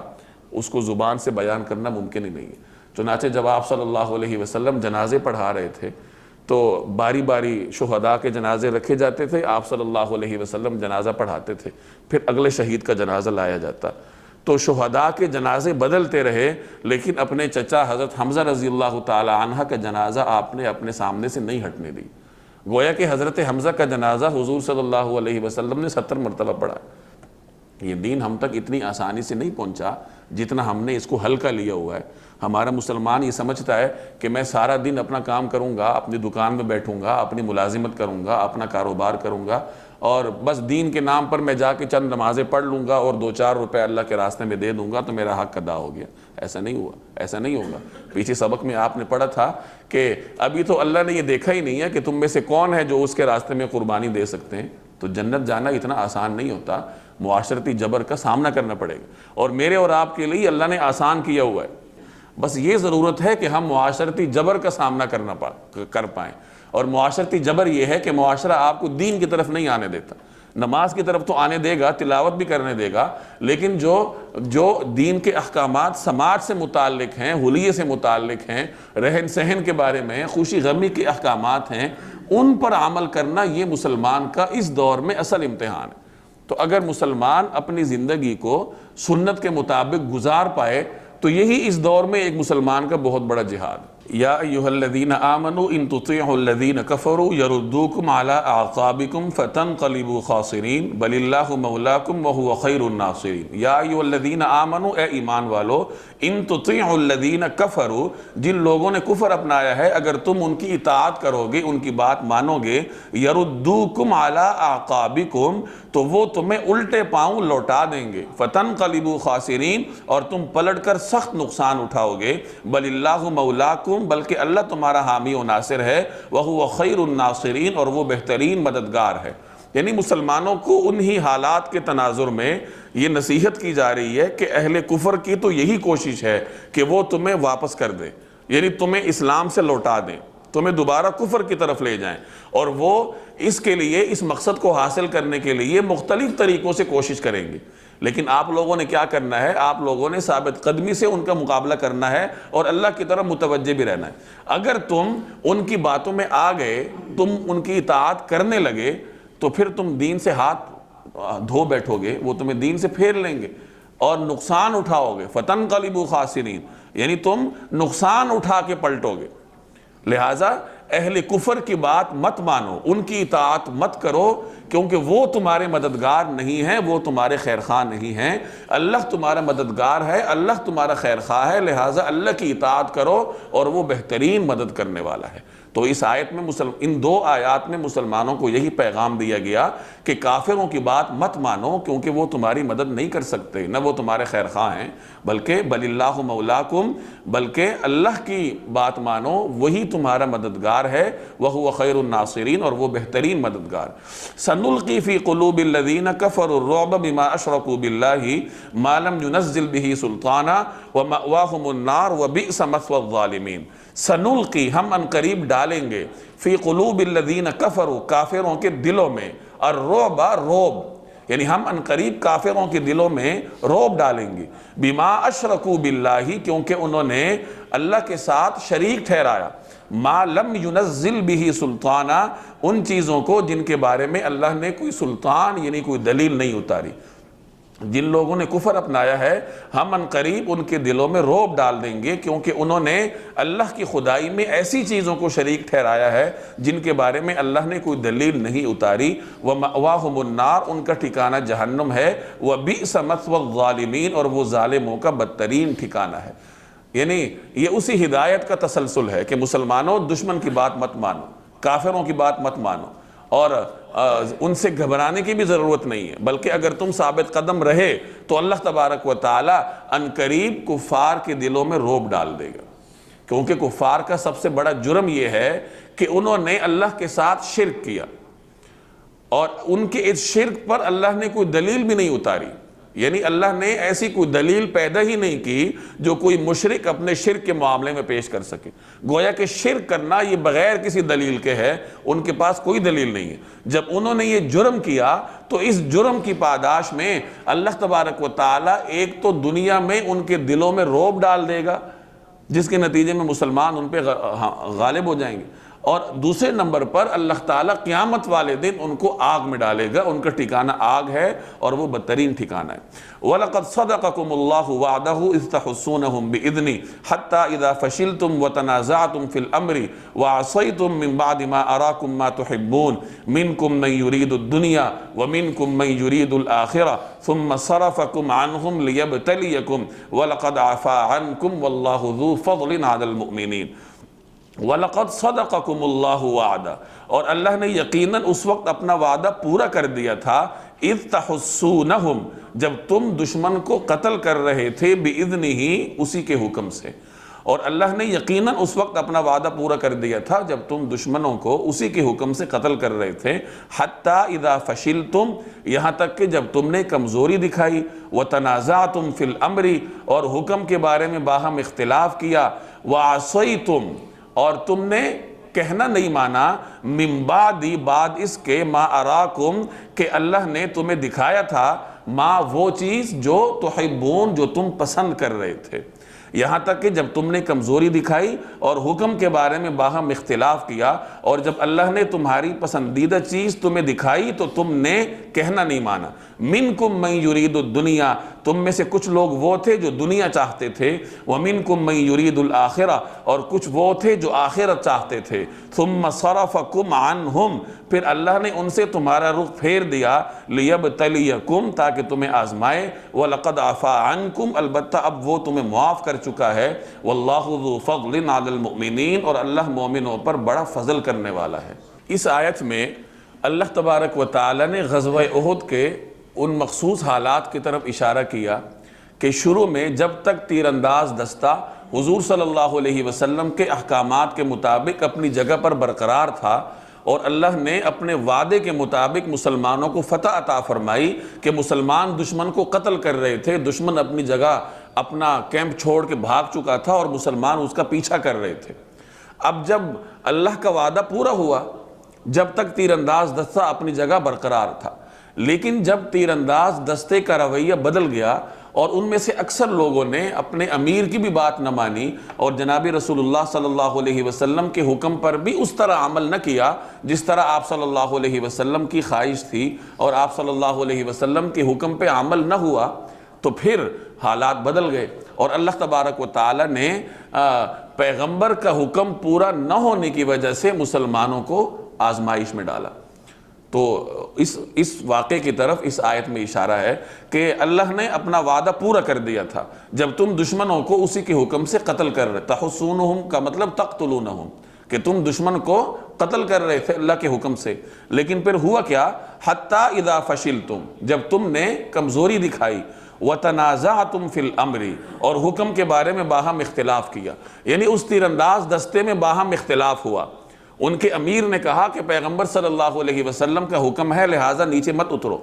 اور ان کے اکثر لوگوں نے کہا کہ نہیں، ہم حکم پورا کر چکے ہیں، دشمن پر غلبہ مسلمان پا چکے ہیں، ہمیں اترنا چاہیے۔ تو یہ اب ان میں اختلاف ہوا۔ وَعَصَيْتُمْ، اور جب تم نے کہنا نہیں مانا، ایک تو جناب رسول اللہ صلی اللہ علیہ وسلم کے حکم پہ عمل نہ ہوا، اور دوسری طرف اپنے امیر کا بھی کہنا نہیں مانا، امیر بھی روک رہے تھے، جو اس دستے کے امیر تھے حضرت عبداللہ بن جبیر، وہ بھی روک رہے تھے کہ مت اترو، لیکن انہوں نے ان کا کہنا نہیں مانا، اور جس وقت پیغمبر کے حکم پہ بھی عمل نہ ہوا اور اپنے امیر کے بھی حکم پر عمل نہ ہوا، تو پھر اللہ تبارک و تعالی نے مسلمانوں کو آزمائش سے دوچار کیا۔ تو اس کی طرف اشارہ ہے کہ جب تم نے حکم نہ مانا، اور یہ کس وقت ہوا، یہ اس وقت ہوا کہ من بعد ما اراکم ما تحبون، کہ بعد اس کے کہ اللہ تمہیں وہ دکھا چکا تھا جو تمہیں پسند تھا، یعنی تمہیں غلبہ پسند تھا اور اللہ تمہیں غالب کر چکا تھا، تم دشمن کا پیچھا کر رہے تھے، دشمن تمہاری تلوار کی زد میں تھا، لیکن اس کے بعد جب یہ صورتحال ہوئی کہ کمزوری دکھائی گئی اور امیر کا کہنا نہ مانا گیا، تو پھر اللہ تبارک و تعالی نے حالات تبدیل کر دیے۔ منکم من یرید الدنیا، تم میں سے کچھ وہ لوگ تھے جو دنیا چاہتے تھے، ومنکم من یرید الآخرہ، اور کچھ وہ تھے جو آخرت چاہتے تھے۔ یعنی جن حضرات نے اپنے امیر کا کہنا مانا تو ان کی نظر آخرت پر تھی، اور جن حضرات نے ٹیلے سے نیچے اترنے کو منتخب کیا تو ان کی نظر مال غنیمت پر تھی۔ تو اس کی طرف اللہ نے اشارہ کیا کہ تم میں سے کچھ لوگ دنیا کو یعنی مال غنیمت کو چاہتے تھے، اور کچھ لوگ ایسے تھے جو آخرت کو چاہتے تھے۔ یہاں ایک دو باتیں پیش نظر رہیں کہ صحابہ کرام میں سے ہر صحابی کا اللہ کے ہاں وہ مقام ہے جس کا ہم تصور بھی نہیں کر سکتے۔ اب یہاں اللہ صحابہ کو ہی کہہ رہا ہے کہ تم دنیا چاہتے تھے، لیکن ایک دنیا داری میرے اور آپ کی ہے، اور ایک دنیا داری صحابہ کرام کے اس چھوٹی سی جماعت کی تھی جن کے بارے میں اللہ فرما رہا ہے کہ تم دنیا چاہتے تھے۔ مفسرین فرماتے ہیں کہ اس میں فرق ہے ہماری دنیا داری اور ان کو جو اللہ دنیا دار کہہ رہا ہے، اس میں آسمان زمین کا فرق ہے۔ وہ جو مال غنیمت جمع کرنے نکلے تھے تو وہ اپنے لیے نہیں تھا، اس لیے کہ ہر آدمی مال جمع کر کے مرکز میں جمع کرواتا تھا، تو انہوں نے تو جمع کر کے آگے پھر اس کو پیش کرنا تھا۔ ہماری طرح دنیا دار تو اس وقت بنتے جب وہ جمع کر کے اپنی جیب میں ڈالتے۔ تو بہرحال چونکہ ایک حکم حضور صلی اللہ علیہ وسلم کا پورا نہیں ہوا، اور وہ اگرچہ اپنی ذات کے لیے نہ ہو لیکن کسی نہ کسی طریقے سے اس میں مال کا تعلق تھا کہ مال غنیمت جمع کرنے کے لیے وہ نیچے اترے تھے، اور وہ کام کرنے والے کون تھے؟ صحابہ، جو اللہ کے مقربین تھے۔ اللہ تبارک و تعالیٰ کا طرز عمل ہر بندے کے ساتھ مختلف ہوتا ہے۔ انبیاء کرام کو اللہ اور طریقے سے خطاب کرتا ہے، صحابہ کو اور طریقے سے خطاب کرتا ہے، اور میرے اور آپ کے ساتھ اللہ جل جلالہ کا طرز عمل اور ہے۔ تو چونکہ یہ معاملہ صحابہ سے سرزد ہوا تھا، اگر میرے اور آپ سے ہو تو شاید اللہ جل جلالہ کا غضب بھی نہ ہو، کیونکہ ہمارا ایمان اس پائے کا نہیں ہے۔ لیکن چونکہ صحابہ کرام کا ایمان اعلیٰ درجے کا تھا، وہ پیغمبر کی صحبت میں تھے، تو ان سے اللہ کو اس درجے کی لغزش بھی گوارا نہیں تھی کہ وہ اس طریقے سے مال جمع کرنے کے لیے نکلیں، چاہے وہ اجتماعی مفاد کے لیے ہی کیوں نہ ہو۔ تو اس طرح اللہ تبارک و تعالی نے ان پر عتاب نازل کیا کہ تم لوگ دنیا چاہتے تھے، حالانکہ تم ہی میں سے وہ بھی تھے جو آخرت چاہتے تھے۔ اور اہم بات یہ ہے کہ اس کے بعد کیا ہے؟ وَلَقَدْ عَفَا عَنْكُمْ، کہ اللہ تمہیں معاف کر چکا ہے۔ یہ تو اللہ کا صحابہ کے ساتھ رحمت کا معاملہ ہے کہ ان کی غلطی ذکر کرنے کے بعد آگے ان کے لیے معافی کا اعلان بھی کر دیا، اور آنے والے مسلمان یا آنے والے مورخ کے ہاتھ باندھ دیے کہ خبردار جو اس معاملے میں صحابہ کرام پر تنقید کی، کیونکہ میں معاف کر چکا ہوں۔ اور جب اللہ نے معاف کر دیا تو اس کے بعد پھر کون ہے جس کی جرت ہو اور وہ صحابہ کرام پر اس معاملے میں تنقید کرے؟ یعنی اگر کوئی اس کی تعویل نہیں بھی کرنا چاہتا، جس طرح میں نے تعویل عرض کی کہ وہ اپنے لیے تو نہیں جمع کر رہے تھے، فرض کرے وہ اپنے لیے جمع کر رہے تھے، لیکن اللہ کہہ رہے ہیں میں نے معاف کر دی۔ جب اللہ نے معاف کر دیا تو میں اور آپ کون ہوتے ہیں کہ ہم عدالت جما کر بیٹھ جائیں؟ ثم صرفکم عنہم، پھر اللہ نے ان سے تمہارا رخ پھیر دیا۔ یعنی جب یہ معاملات ہوئے کہ ایک جماعت کی طرف سے کمزوری دکھائی گئی اور پیغمبر کا حکم من نوعان پورا نہ ہوا، اب اللہ تبارک و تعالی نے مسلمانوں کا رخ دشمن سے پھیر دیا۔ یعنی کہاں مسلمان دشمن کا تعاقب کر رہے تھے، اور کہاں اب یہ صورتحال تھی کہ مسلمانوں کو دشمنوں نے گھیرے میں لے لیا۔ وَلَقَدْ عَفَا عَنْكُمْ، البتہ اب وہ تمہیں معاف کر چکا ہے۔ یعنی جو پیچھے اللہ نے کہا اِذَا فَشِلْتُمْ وَتَنَازَعْتُمْ فِي الْأَمْرِ وَعَصَيْتُمْ، یہ اللہ تبارک و تعالی کمزوریاں ذکر فرما رہے ہیں، اور اب آگے اللہ تعالیٰ ان کمزوریوں کو معاف کرنے کا اعلان فرما رہے ہیں کہ وَلَقَدْ عَفَا عَنْكُمْ وَاللَّهُ ذُو فَضْلٍ عَلَى الْمُؤْمِنِينَ، اور اللہ تبارک و تعالیٰ مومنین پر بڑا فضل کرنے والا ہے۔ اِذْ تُسْعِدُونَ وَلَا تَلْوُونَ عَلَىٰ أَحَدٍ وَالرَّسُولُ يَدْعُوكُمْ فِي أُخْرَاكُمْ فَأَثَابَكُمْ غَمًّا بِغَمٍّ لِكَيْ لَا تَحْزَنُوا عَلَىٰ مَا فَاتَكُمْ وَلَا مَا أَصَابَكُمْ وَاللَّهُ خَبِيرٌ بِمَا تَعْمَلُونَ۔ اذ تصعدون، جب تم منہ اٹھائے چلے جا رہے تھے، ولا تلوون علی احد، اور کسی کو مڑ کر نہیں دیکھتے تھے۔ والرسول یدعوکم فی اخراکم، اور رسول تمہارے پیچھے سے تمہیں پکار رہے تھے۔ فَأَثَابَكُمْ غَمًّا بِغَمٍّ، چنانچہ اللہ نے تمہیں غم کے بدلے میں غم دیا۔ لِكَيْ لَا تَحْزَنُوا عَلَى مَا فَاتَكُمْ، تاکہ تم آئندہ زیادہ صدمہ نہ کیا کرو نہ اس چیز پر جو تمہارے ہاتھ سے جاتی رہے، وَلَا مَا أَصَابَكُمْ، اور نہ کسی اور مصیبت پر جو تمہیں پہنچ جائے۔ وَاللَّهُ خَبِيرٌ بِمَا تَعْمَلُونَ، اور اللہ تمہارے تمام کاموں سے پوری طرح باخبر ہے۔ یہ آیت بھی غزوہ احد کے مضمون کے تناظر میں ہے۔ جب غزوہ احد میں مسلمان دونوں طرف سے دشمن کے نرغے میں آ گئے تو اس موقع پر بعض حضرات دشمن کے دباؤ کا مقابلہ نہ کر پائے، اور ان میں سے کچھ حضرات احد پہاڑ کی طرف چلے گئے، کچھ حضرات مدینہ منورہ کی طرف چلے گئے۔ تو اللہ تبارک و تعالی اس موقع کو بیان فرما رہا ہے کہ جب تم لوگ منہ اٹھائے چلے جا رہے تھے اور رسول تمہیں پکار رہا تھا، نبی کریم صلی اللہ علیہ وسلم یہ پکار رہے تھے کہ الیہ عباد اللہ، کہ اے اللہ کے بندو اس طرف، لیکن وہ وقت ایسے اس کا تھا، یعنی بھگدڑ مچی ہوئی تھی، ایسی بھگدڑ کا وقت تھا جب کان پڑی آواز سنائی نہیں دے رہی تھی۔ تو اسی بدحواسی میں جناب رسول اللہ صلی اللہ علیہ وسلم کی آواز ان تک نہ پہنچ سکی اور آپ صلی اللہ علیہ وسلم کے اس حکم پہ عمل نہ ہو سکا۔ تو اس واقعے کی طرف قرآن کریم اشارہ کر رہا ہے کہ جب تم چڑھے جا رہے تھے، ویسے تصعدون کا مطلب چڑھنا ہے، جب تم چڑھے جا رہے تھے یعنی احد پہاڑ کی طرف یا مدینہ منورہ کی طرف، اور کسی کی طرف تمہاری نگاہ ہی نہیں تھی، التفات ہی نہیں تھا، اتنے تم بدحواس ہو چکے تھے، جبکہ نبی کریم صلی اللہ علیہ وسلم آپ لوگوں کو پیچھے سے پکار رہے تھے۔ جب یہ صورتحال ہوئی تو اللہ نے تمہیں غم کے بدلے میں غم دیا۔ کیوں؟ تاکہ جو چیز تمہارے ہاتھ سے جاتی رہی ہے اس پر تم کوئی صدمہ نہ کرو، اور آئندہ کے لیے جب تمہیں ایسے مشکل حالات سے دوچار ہونا پڑے تو تم ثابت قدم رہو۔ اس لیے اللہ نے تمہیں غم کے بدلے میں غم دیا۔ اب غم کے بدلے میں غم کا کیا مطلب ہے؟ مفسرین نے اس کے مختلف مفہوم بیان کیے ہیں۔ بعض حضرات فرماتے ہیں کہ غم کے بدلے میں غم کا مطلب یہ ہے کہ جب نبی کریم صلی اللہ علیہ وسلم کے حکم پہ عمل نہ ہوا اور مسلمانوں کی طرف سے حضور صلی اللہ علیہ وسلم کو غم پہنچا، تو اس غم کے بدلے میں اللہ نے مسلمانوں کو غم دیا، ان کو آزمائش سے دوچار کیا۔ اور بعض حضرات فرماتے ہیں کہ غم کے بدلے میں غم کا مطلب یہ ہے کہ مسلمانوں کو دو غم پہنچے۔ پہلا غم انہیں یہ پہنچا کہ وہ جو فتح انہیں نصیب ہوئی تھی ابتدا میں، وہ فتح ہاتھ سے جاتی رہی، اور دوسرا غم انہیں یہ ملا کہ جناب رسول اللہ صلی اللہ علیہ وسلم کی شہادت کی افواہ اڑ گئی تھی۔ تو اس طریقے سے مسلمانوں کی جماعت کو دو قسم کے غم برداشت کرنے پڑے۔ اور بعض حضرات نے اس کا مفہوم یوں بیان کیا ہے، اسی دوسرے مفہوم کو کچھ تفصیل کے ساتھ یوں بیان کیا کہ اس غم کے بدلے میں غم کا مطلب یہ ہے کہ مسلمانوں کو دو غم پہنچے۔ پہلا غم تو وہی کہ جو شروع میں مسلمانوں کو فتح ملی تھی اور وہ دشمن کا تعاقب کر رہے تھے، وہ فتح ہاتھ سے جاتی رہی اور مسلمانوں کا نقصان ہوا۔ اور دوسرا غم انہیں رسول اللہ صلی اللہ علیہ وسلم کی شہادت کی افواہ کی صورت میں ملا، اور یہ دوسرا غم اتنا شدید تھا کہ اس نے پہلے غم کو بھلا دیا، یعنی جو ان کے ہاتھ سے فتح جاتی رہی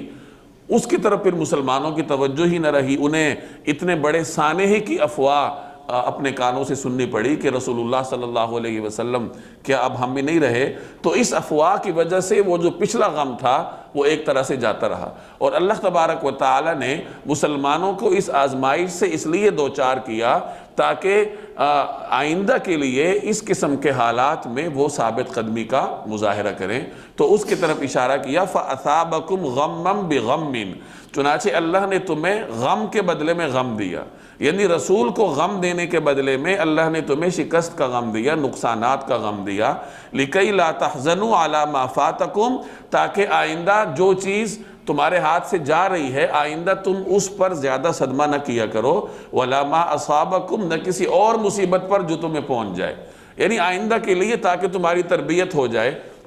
جس طرح آج تمہارے ہاتھ سے فتح جاتی رہی ہے اور تمہیں اس کا صدمہ پہنچا، تو آئندہ کے لیے جو چیز تمہارے ہاتھ سے نکل جائے تم اس پہ زیادہ صدمہ نہ کرو، اور کوئی مشکل جو تمہیں پہنچے تو تم اس میں ثابت قدم رہو۔ اس حکمت کے پیش نظر اللہ تبارک و تعالی نے آپ حضرات کو اس آزمائش سے دوچار کیا۔ واللہ خبیر بما تعملون، اور اللہ تعالیٰ تمہارے تمام کاموں سے پوری طرح باخبر ہے۔ ثم انزل عليكم من بعد الغم امنة نعاسا يغشى طائفة منكم وطائفة قد اهمتهم انفسهم يظنون بالله غير الحق ظن الجاهلية يقولون هل لنا من الامر من شيء قل ان الامر كله لله يخفون في انفسهم ما لا يبدون لك يقولون لو كان لنا من الامر شيء ما قتلنا هاهنا قل لو كنتم في بيوتكم لبرز الذين كتب عليهم القتل إلى مضاجعهم وليبتلي الله ما في صدوركم وليمحص ما في قلوبكم والله عليم بذات الصدور۔ ثم انزل عليكم من بعد الغم امنا، پھر اللہ نے اس غم کے بعد تم پر طمانینت نازل کی، اور وہ طمانینت کیا تھی؟ نعاسن، ایک اونگ تھی، اونگ یعنی نیند کی ایک شکل تھی۔ یغشا طائفۃ منکم، جو تم میں سے کچھ لوگوں پر چھا رہی تھی۔ پھر اس غم کے بعد اللہ نے تم پر طمانینت نازل کی، ایک اونگ جو تم میں سے کچھ لوگوں پر چھا رہی تھی۔ وطائفۃ، اور ایک گروہ وہ تھا، قد اہمتہم انفسہم، جسے اپنی جانوں کی پڑی ہوئی تھی۔ یظنون باللہ غیر الحق، وہ لوگ اللہ کے بارے میں ناحق ایسے گمان کر رہے تھے، ظن الجاہلیہ، جو جاہلیت کے خیالات تھے۔ یقولون، وہ کہہ رہے تھے، هل لنا من الامر من شیء، کیا ہمیں بھی کوئی اختیار حاصل ہے؟ قل، آپ کہہ دیجئے، ان الامر کلہ للہ، اختیار تو تمام تر اللہ کا ہے۔ یخفون فی انفسہم، یہ لوگ اپنے دلوں میں وہ باتیں چھپاتے ہیں، ما لا یبدون لک، جو آپ کے سامنے ظاہر نہیں کرتے۔ یقولون، یہ کہتے ہیں، لو کان لنا من الامر شیء، اگر ہمیں بھی کچھ اختیار ہوتا، ما قتلنا ہاہنا، تو ہم یہاں قتل نہ ہوتے۔ قل، آپ کہہ دیجئے، لو کنتم فی بیوتکم، اگر تم اپنے گھروں میں ہوتے، لبرزا، تو باہر نکلتے، الذین کتب علیہم القتل، وہ لوگ جن کے مقدر میں قتل ہونا لکھا جا چکا تھا۔ کہاں باہر نکلتے؟ الی مضاجعہم، اپنی قتل گاہوں تک۔ کہہ دو، اگر تم اپنے گھروں میں ہوتے تب بھی جن کا قتل ہونا مقدر میں لکھا جا چکا تھا، وہ خود باہر نکل کر اپنی قتل گاہوں تک پہنچ جاتے۔ وَلِيَبْتَلِيَ اللَّهُ مَا فِي صُدُورِكُمْ، اور یہ سب اس لیے ہوا تاکہ جو کچھ تمہارے سینوں میں ہے اللہ اسے آزمائے۔ وَلِيُمَحِّصَ، اور میل کچیل دور کرے، مَا فِي قُلُوبِكُمْ، جو کچھ تمہارے دلوں میں ہے، اور جو کچھ تمہارے دلوں میں ہے اس کا میل کچیل دور کر دے۔ واللہ علیم بذات الصدور، اور اللہ تعالیٰ دلوں کے بھید کو خوب جانتا ہے۔ غزوہ احد کے مشکل حالات میں اللہ جل جلالہ کی جانب سے مسلمانوں پر رحمت اس طرح اتری کہ عین میدان جنگ میں مسلمانوں پر اللہ نے اونگ طاری کر دی۔ چنانچہ حضرت ابو طلحہ رضی اللہ تعالی عنہ فرماتے ہیں کہ ہمارے ہاتھوں سے تلواریں گر رہی تھیں اور ہم تلواروں کو بار بار اٹھا رہے تھے، یعنی اللہ نے تھوڑی دیر کے لیے مسلمانوں پر نیند طاری کر دی۔ اور یہ اس وقت تھا جب مسلمان دو طرف سے دشمن کے نرغے میں آ چکے تھے اور کچھ حضرات میدان جنگ چھوڑ چکے تھے، تو جو لوگ میدان جنگ میں تھے ثابت قدم تھے، اللہ کی رحمت ان کی طرف متوجہ ہوئی اور ان پر اللہ نے تھوڑی دیر کے لیے اونگ طاری کر دی۔ جب انسان کی آنکھ تھوڑی دیر کے لیے بھی بند ہو جائے تو اس کا مزاج تر و تازہ ہو جاتا ہے اور پچھلا غم بھی بڑی حد تک بھول جاتا ہے۔ تو اس طرح اللہ نے صحابہ کرام پر عین میدان جنگ میں نیند طاری کی، تھوڑی دیر کے لیے ان پہ اونگ طاری کی، اور جس وقت دوبارہ وہ بیدار ہوئے، وہ اونگ ختم ہوئی تو وہ تر و تازہ تھے، اور پھر اللہ کے حکم سے انہوں نے نبی کریم صلی اللہ علیہ وسلم کے پاس جمع ہو کر دشمن کے نرغے سے نکلنے کا راستہ بنایا، اور نبی کریم صلی اللہ علیہ وسلم صحابہ کو لے کر محفوظ راستہ بناتے ہوئے میدان احد کی گھاٹی میں تشریف لے گئے، جہاں تک دشمن کی رسائی مشکل تھی۔ تو اس طریقے سے باقی ماندہ لشکر جناب رسول اللہ صلی اللہ علیہ وسلم بحفاظت میدان جنگ سے احد پہاڑ کی جانب لے گئے۔ تو اللہ نے اس آیت میں اپنی اس رحمت کی طرف اشارہ کیا کہ تم میں سے جو گروہ میدان جنگ میں ڈٹا ہوا تھا، اللہ جل جلالہ نے اس پر اونگ طاری کی تاکہ اس کے دل و دماغ پر جو اندیشے تھے اور جو مشکل حالات وہ دیکھ چکے تھے وہ ختم ہو جائیں۔ اور یہ کس ماحول میں طاری ہوئی؟ جب صحابہ شہید ہوئے تھے، دشمن کی بھی بہت سارے لاشیں تھیں، اور عین زخمیوں اور لاشوں کے درمیان تلوار اٹھائے ہوئے صحابہ کرام پر اللہ تبارک و تعالیٰ نے تھوڑی دیر کے لیے نیند تاری. علماء فرماتے ہیں کہ میدان جنگ میں نیند طاری ہو جانا یہ اللہ کی جانب سے نصرت کی علامت ہوتی ہے. چنانچہ مورخین کہتے ہیں کہ جنگ صفین میں سیدنا علی رضی اللہ تعالی عنہ کی فوج پر بھی اللہ نے تھوڑی دیر کے لیے اونگ طاری کی. تو یہ گویا کہ ان کے ساتھ اللہ تبارک و تعالیٰ کی رحمت ہونے کا اور اللہ کی مدد ہونے کا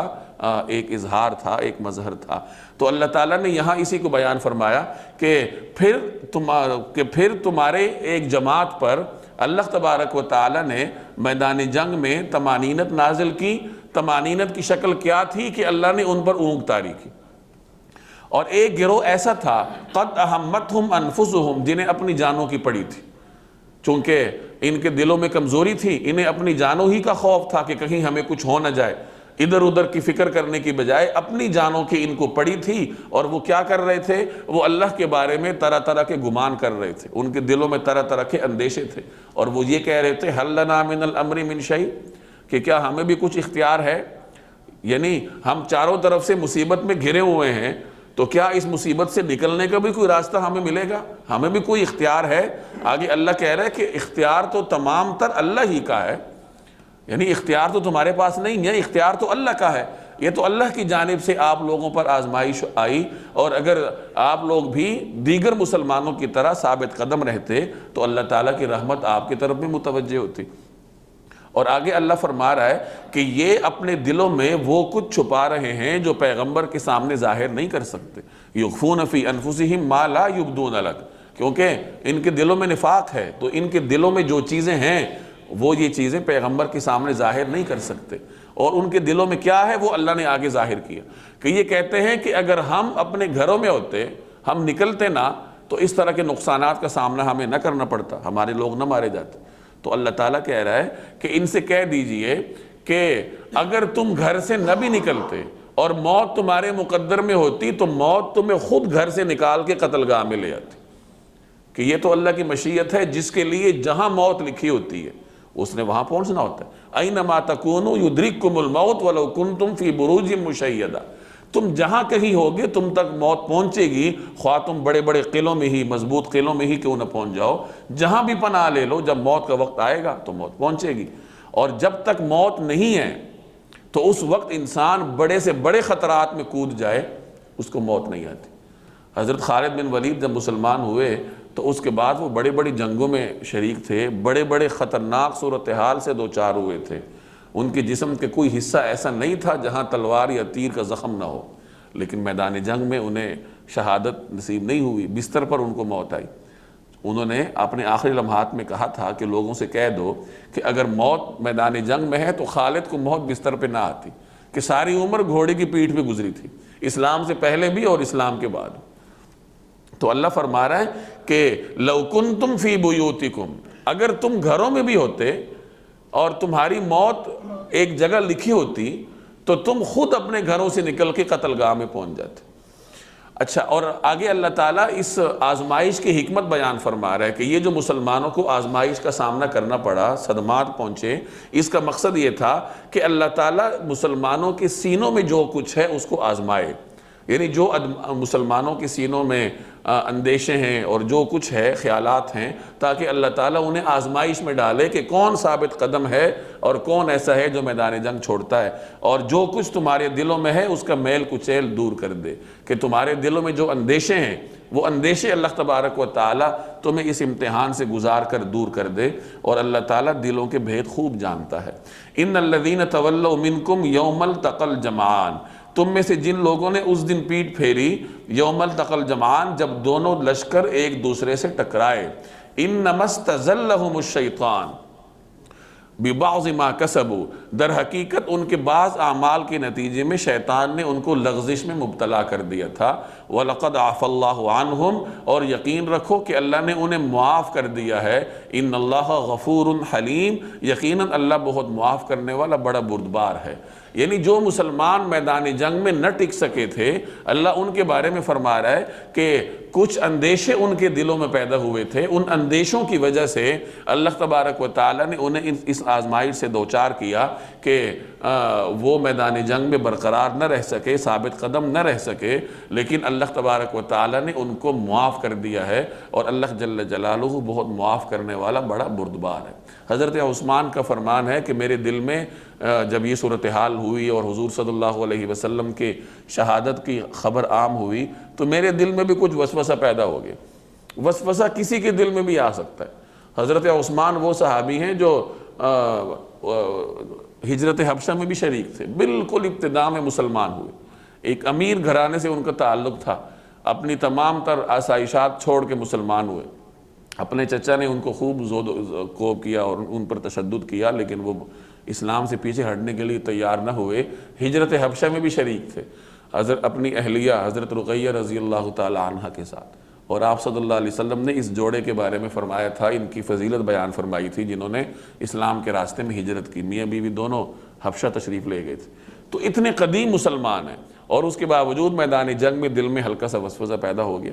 اور اس کے نتیجے میں پھر وہ ثابت قدم نہ رہ سکے، لیکن اللہ آگے فرما رہا ہے کہ وَلَقَدْ عَفَا اللَّهُ عَنْهُمْ، اللہ نے انہیں معاف کر دی۔ اب دیکھیں صحابہ کرام کے اس تذکرے میں اللہ نے 2 مرتبہ کہا وَلَقَدْ عَفَا اللَّهُ عَنْهُمْ، پیچھے بھی آپ نے پڑھا کہ اللہ فرما رہا ہے وَلَقَدْ عَفَا عَنْكُمْ، اور یہاں اللہ کہہ رہا ہے وَلَقَدْ عَفَا اللَّهُ عَنْهُمْ۔ ابھی اللہ کا صحابہ کے ساتھ معاملہ ہے کہ کچھ صحابہ کرام سے جو کچھ کمزوریاں سرزد ہوئیں، اللہ تعالیٰ ان کمزوریوں کو بھی ذکر فرما رہا ہے، اور ساتھ ساتھ ان کمزوری کی وجہ بھی بیان فرما رہا ہے کہ اس کمزوری کی وجہ سے تمہارے اوپر آزمائش آئی، اور اس آزمائش کا مقصد یہ تھا تاکہ تمہارے سینوں کو اللہ پاک کر دے، تمہارے دلوں میں جو میل کچیل ہے وہ اللہ دور کر دے۔ اور پھر آگے اللہ نے اعلان کر دیا کہ ہم نے ان کمزوریوں کو معاف کر دیا۔ تو جیسے میں نے